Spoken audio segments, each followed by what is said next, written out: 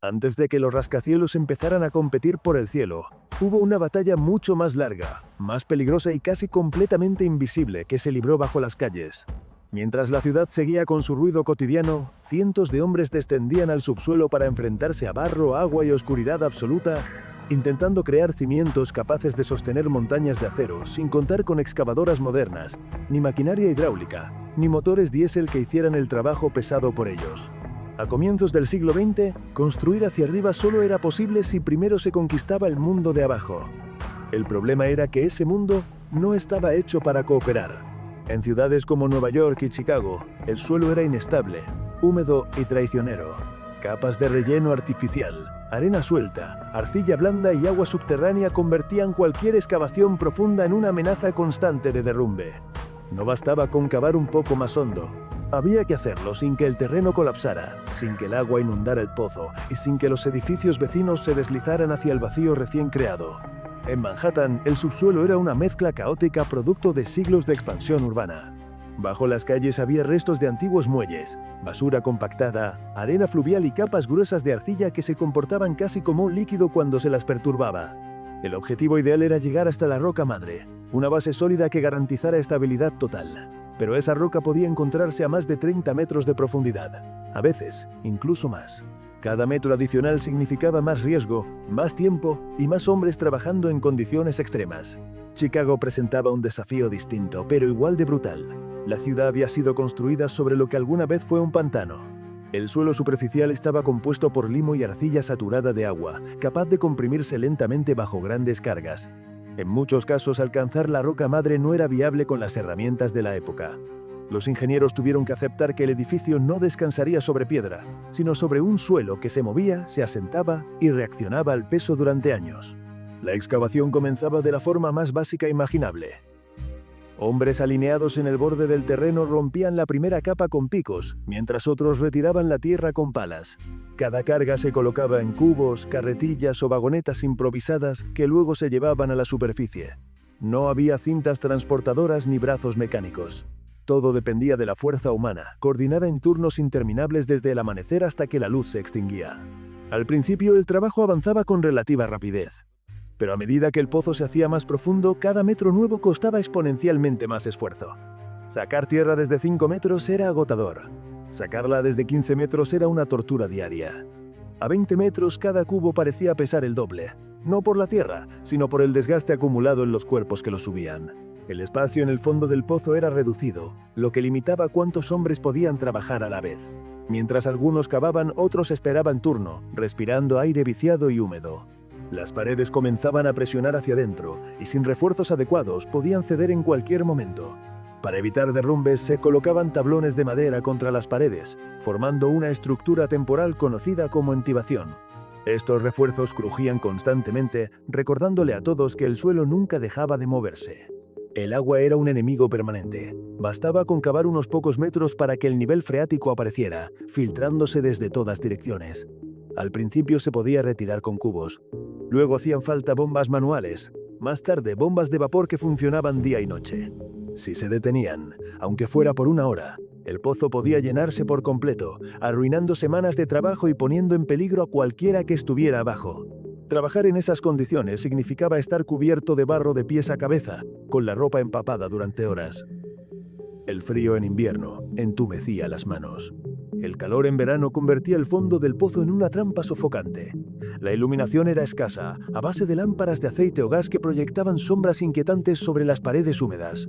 Cada sonido se amplificaba, y el goteo constante del agua se volvía una presencia psicológica imposible de ignorar. Los accidentes eran comunes. Derrumbes parciales atrapaban piernas. Cubos mal asegurados caían desde arriba. Herramientas resbalaban de manos cansadas. Y aún así, el trabajo continuaba. Porque detener la excavación podía ser tan peligroso como seguir. Un pozo abandonado sin vigilancia era una invitación al colapso total. En este punto de la historia, conviene detenerse un momento, porque todo lo que hoy damos por hecho en la construcción moderna se apoya sobre este tipo de trabajo extremo y poco recordado. Así que suscríbete si te está gustando el vídeo, ya que comprender cómo se levantaron las ciudades desde el subsuelo cambia por completo la forma de ver los rascacielos. A medida que los edificios proyectados se volvían más altos, los ingenieros comprendieron que los métodos tradicionales estaban llegando a su límite. No se podía seguir cavando indefinidamente de forma abierta sin provocar desastres. Las paredes cedían, el agua ganaba terreno, el riesgo aumentaba con cada metro adicional. Era evidente que hacía falta algo más que fuerza bruta. Fue en ese contexto cuando comenzaron a adoptarse soluciones ingeniosas que parecían casi absurdas a primera vista. En lugar de luchar contra el suelo tratando de mantener el pozo abierto, algunos ingenieros propusieron dejar que la estructura misma descendiera. Así nacieron los cajones de cimentación, enormes cajas de madera y hierro diseñadas para hundirse lentamente en la tierra mientras los hombres excavaban en su interior. Estos cajones se construían en la superficie y se colocaban sobre el terreno. Luego los trabajadores entraban por la parte superior y comenzaban a retirar el suelo desde dentro. A medida que se excavaba, el peso del propio cajón hacía que descendiera poco a poco, cortando la tierra como un cuchillo gigantesco. El suelo no colapsaba hacia adentro porque estaba contenido por las paredes del cajón. El concepto parecía sencillo, pero la ejecución era brutal. Dentro del cajón el espacio era reducido, oscuro y cada vez más profundo. A menudo se trabajaba por debajo del nivel del agua, lo que obligó a introducir aire comprimido para mantener el interior seco. Esto permitió excavar a profundidades antes impensables, pero introdujo un nuevo tipo de peligro que nadie comprendía del todo en ese momento. Los hombres entraban y salían del cajón a través de esclusas de aire, igualando presiones lentamente para evitar daños al cuerpo. Aún así, muchos sufrían dolores intensos, parálisis temporales y, en algunos casos, consecuencias permanentes. Era el precio de llegar a la roca madre o, al menos, a un estrato lo suficientemente estable como para soportar el peso del edificio. Mientras tanto, en la superficie, la ciudad apenas notaba lo que estaba ocurriendo bajo sus pies. Los peatones pasaban junto a vallas de madera sin imaginar que, varios metros abajo, otros hombres luchaban contra el barro y la presión del aire para asegurar que el rascacielos no se hundiera lentamente con los años. Cada cimiento terminado era una victoria silenciosa. No se celebraba con fotografías ni titulares. Simplemente permitía que, semanas después, comenzara la elevación del acero. Para el público, el rascacielos parecía surgir de la nada. Para quienes habían trabajado en el subsuelo, cada piso que se añadía arriba recordaba el esfuerzo invisible que lo hacía posible. Pero estos métodos no estaban exentos de límites ni consecuencias humanas profundas. Los cimientos podían construirse, sí, pero a un costo físico y psicológico enorme para quienes descendían a esas profundidades sin saber si volverían a subir en las mismas condiciones. Entender hasta dónde llegaron estos sistemas y qué sacrificios implicaron requiere mirar más de cerca la vida dentro de esos cajones y las enfermedades, accidentes y decisiones extremas que marcaron la construcción de los primeros gigantes urbanos. Eso es precisamente lo que viene a continuación. Entrar a un cajón de cimentación no se parecía a bajar a un sótano ni a una mina tradicional. Era atravesar una frontera física que el cuerpo humano no estaba preparado para cruzar. A medida que los cajones descendían por debajo del nivel freático, el suelo dejaba de ser solo barro y piedra para convertirse en presión, una fuerza invisible que empujaba desde todas direcciones y que obligó a los ingenieros a recurrir a una solución tan ingeniosa como peligrosa: el aire comprimido. El principio era simple en teoría. Si el agua y el barro presionaban hacia adentro, había que empujar hacia afuera con la misma intensidad. Bombas de vapor instaladas en la superficie forzaban aire a través de tuberías metálicas hasta el interior del cajón, creando una burbuja seca donde los hombres podían trabajar. En la práctica, mantener ese equilibrio era una lucha constante. Un pequeño error en la presión podía provocar una filtración repentina. O, peor aún, una inundación total en cuestión de segundos. Dentro del cajón, el ambiente era sofocante. El aire era denso, húmedo y cargado del ruido continuo de las bombas. Las conversaciones se volvían difíciles. Las lámparas proyectaban una luz amarillenta sobre paredes de madera reforzada con hierro. El espacio era bajo, obligando a muchos a trabajar encorvados durante horas. Cada pala de tierra retirada permitía que el cajón descendiera apenas unos centímetros, un avance casi imperceptible para el cuerpo, pero vital para el proyecto. El trabajo no consistía solo en cavar. Los hombres debían mantener el borde inferior del cajón nivelado. Si un lado descendía más rápido que otro, la estructura podía inclinarse, atraparse en el suelo o incluso romperse. Para corregirlo, se excavaba más en las zonas altas y menos en las bajas, un proceso que exigía coordinación constante entre los trabajadores y los ingenieros en la superficie. El acceso al cajón se hacía a través de esclusas de aire, cámaras pequeñas con 2 puertas herméticas. El procedimiento era estricto. Al entrar, la puerta exterior se cerraba y la presión se aumentaba gradualmente hasta igualar la del interior. Solo entonces se abría la puerta interna. Al salir, el proceso se invertía lentamente. Saltarse pasos o acelerar el ritmo podía tener consecuencias graves, aunque en aquellos años nadie entendía del todo por qué. Muchos trabajadores empezaron a sufrir síntomas extraños. Dolores intensos en las articulaciones, mareos, entumecimiento en brazos y piernas, dificultad para respirar.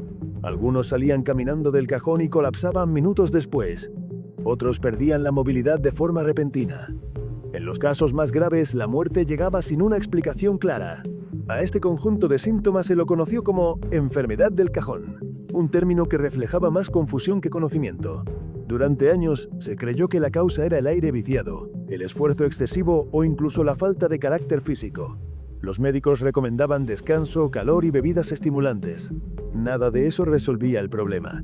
La realidad era que el cuerpo estaba absorbiendo gases bajo presión y liberándolos de forma violenta al regresar a la superficie, pero esa explicación tardaría décadas en consolidarse. A pesar de las señales, el trabajo continuó. La demanda de edificios más altos no se detuvo, y los cajones demostraban ser el único método viable para alcanzar profundidades seguras en ciertos terrenos. En Manhattan, algunos proyectos alcanzaron la roca madre a más de 30 metros bajo tierra. En Chicago, donde la roca era inaccesible, los cajones se usaban para crear enormes plataformas flotantes de hormigón sobre arcilla compactada. Una vez que el cajón alcanzaba la profundidad deseada, se iniciaba la fase final. El espacio interior se rellenaba completamente con hormigón, convirtiendo la estructura hueca en un bloque sólido e inamovible. El aire comprimido se liberaba de forma controlada y el cajón dejaba de ser un espacio de trabajo para convertirse en parte permanente del cimiento. Sobre ese bloque se levantarían columnas, muros y, eventualmente, decenas de pisos. Mientras esto ocurría bajo tierra, en la superficie el sitio de obra parecía un caos organizado. Grúas de vapor levantaban cubos de tierra, bombas funcionaban sin descanso, carretas entraban y salían. Los ingenieros caminaban entre planos y mediciones, conscientes de que cualquier error en el subsuelo se manifestaría años después en forma de grietas, asentamientos o inclinaciones visibles. La coordinación entre el trabajo subterráneo y el superficial era crítica. Si las bombas fallaban, los hombres abajo corrían peligro inmediato. Si los cajones se detenían demasiado tiempo, el suelo podía agarrarlos con más fuerza, haciendo casi imposible continuar el descenso. El tiempo era un factor tan importante como la técnica. No todos los proyectos utilizaban cajones. En algunos casos, especialmente donde la profundidad era menor, se optaba por cimentaciones escalonadas, grandes losas de hormigón vertidas sobre suelos mejorados mediante compactación manual.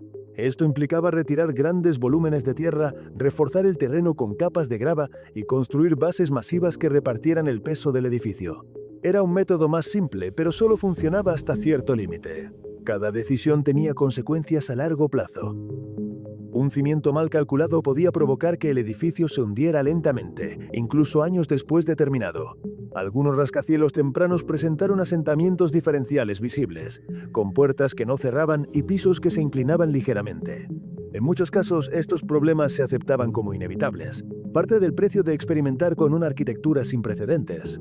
Los hombres que trabajaban en estas excavaciones rara vez veían el edificio terminado. Su mundo estaba hecho de barro, madera y aire comprimido. Cuando finalmente salían del proyecto, lo hacían con cuerpos marcados por el esfuerzo y, en muchos casos, con secuelas invisibles que los acompañarían el resto de sus vidas. La ciudad celebraba la nueva torre. Ellos pasaban al siguiente pozo. Con el tiempo, la experiencia acumulada permitió refinar los métodos. Se empezaron a controlar mejor los tiempos de entrada y salida del aire comprimido. Se limitaron las horas de trabajo dentro de los cajones. Se comprendió que la profundidad no solo afectaba al suelo, sino también al cuerpo humano. Pero estos avances llegaron lentamente y siempre después de accidentes que nadie podía ignorar. La construcción de cimientos sin excavadoras modernas fue, en esencia, una combinación de fuerza bruta, observación empírica y una disposición inquietante a aceptar riesgos desconocidos. Cada proyecto aportaba una lección, muchas veces escrita en dolor, que se aplicaba al siguiente. Así se fue construyendo un conocimiento colectivo que permitió que los rascacielos no solo se levantaran, sino que permanecieran en pie.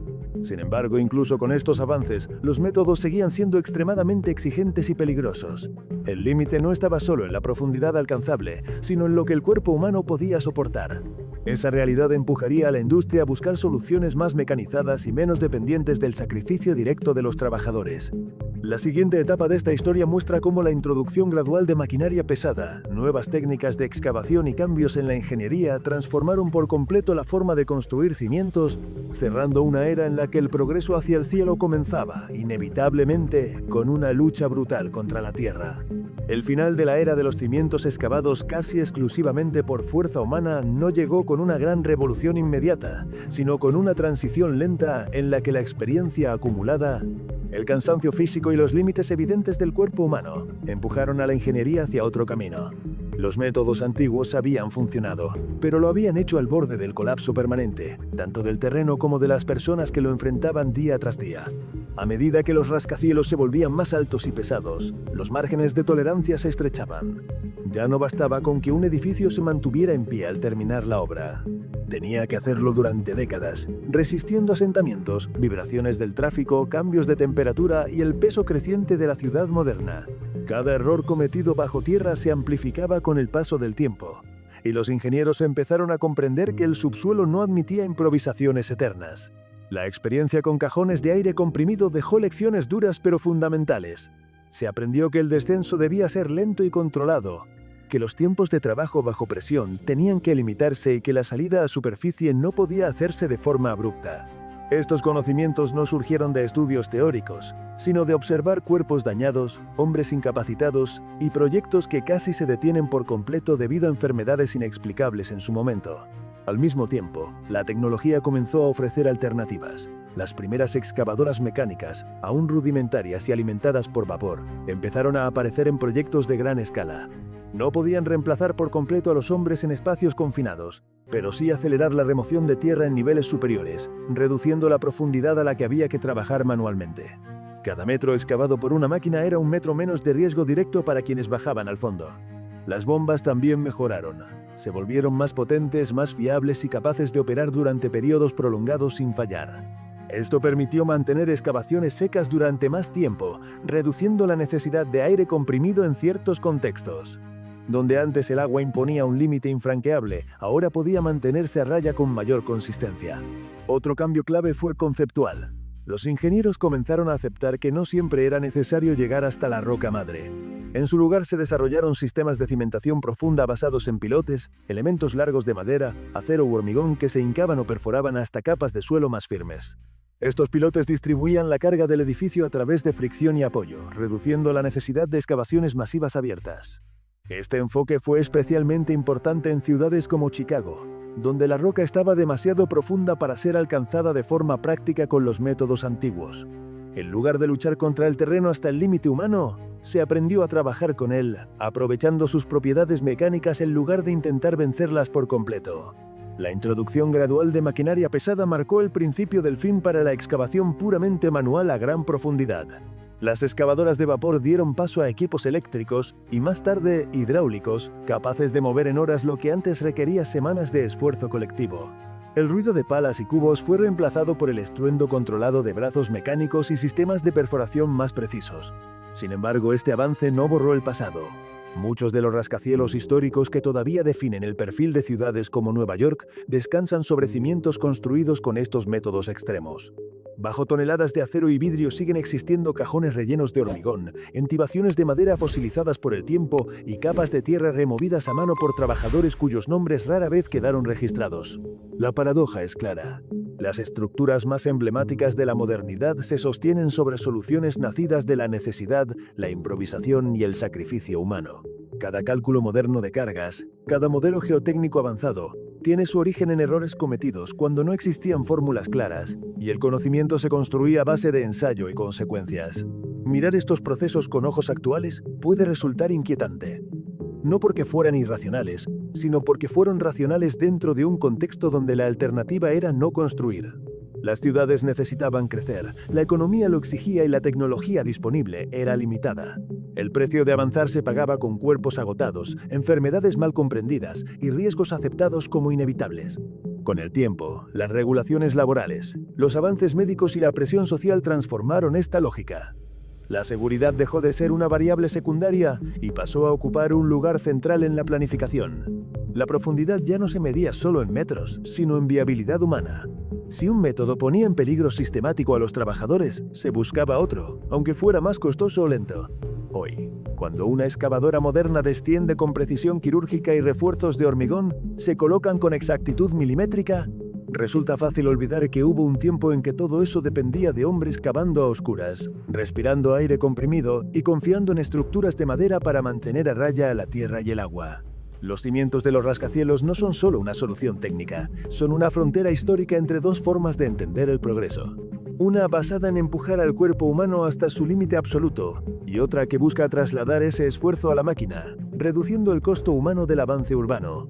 Cada vez que un rascacielos antiguo sigue en pie sin inclinarse ni agrietarse, está demostrando que esos métodos extremos, por peligrosos que fueran, funcionaron. Pero también recuerdan que funcionaron porque alguien estuvo dispuesto a bajar donde nadie más podía hacerlo, sin garantías, sin certezas y sin reconocimiento público. La próxima vez que mires una torre elevándose sobre la ciudad, piensa que su verdadera altura no empieza en la planta baja, sino muchos metros bajo tierra. Allí donde el barro, el agua y la presión fueron vencidos no por excavadoras modernas, sino por ingenio, perseverancia y una tolerancia al riesgo que hoy nos parecería impensable. Porque antes de conquistar el cielo hubo que aprender a sobrevivir en las profundidades.